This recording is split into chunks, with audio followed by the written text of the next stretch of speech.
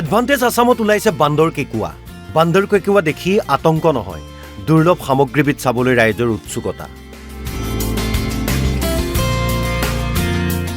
এয়া এডভান্টেজ আসাম 2.0 প্ৰদৰ্শনীস্থলী। এই প্ৰদৰ্শনীৰ অসম পেভিলিয়নত ওলাইছে বান্দৰ কেঁকুৱা।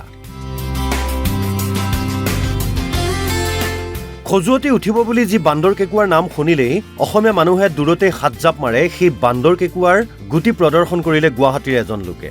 তেওঁ খেতি কৰিছে বান্দৰ কেঁকুৱাৰ। এতিয়া শুনিছিলোঁ, মই ভয় খাইছিলোঁ যে বান্দৰ কেঁকুৱা খেতি কেনেকৈ কৰিম, খোজোৱাব নহয়।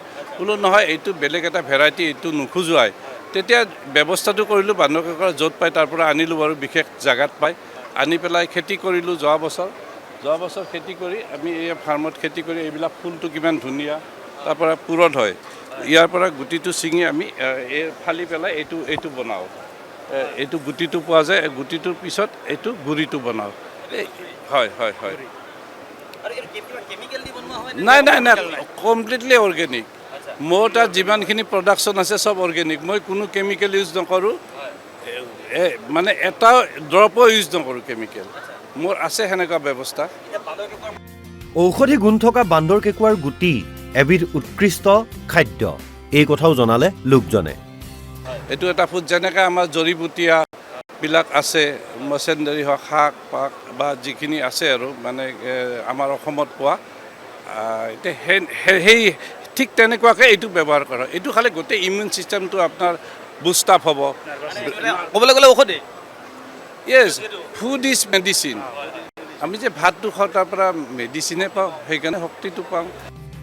কেৱল সিমানেই নহয়, GI টেগ পোৱা ৰাজ্যৰ বহু সামগ্ৰী প্ৰদৰ্শন কৰা হ'ল প্ৰদৰ্শনীস্থলীত। জাপি, মেটেকাৰে নিৰ্মিত বিভিন্ন সামগ্ৰী প্ৰদৰ্শন কৰা হ'ল। টোৰাকটা শিল্পৰ লগতে জনগোষ্ঠীয় সাজপাৰে স্থান পালে এই প্ৰদৰ্শনীত।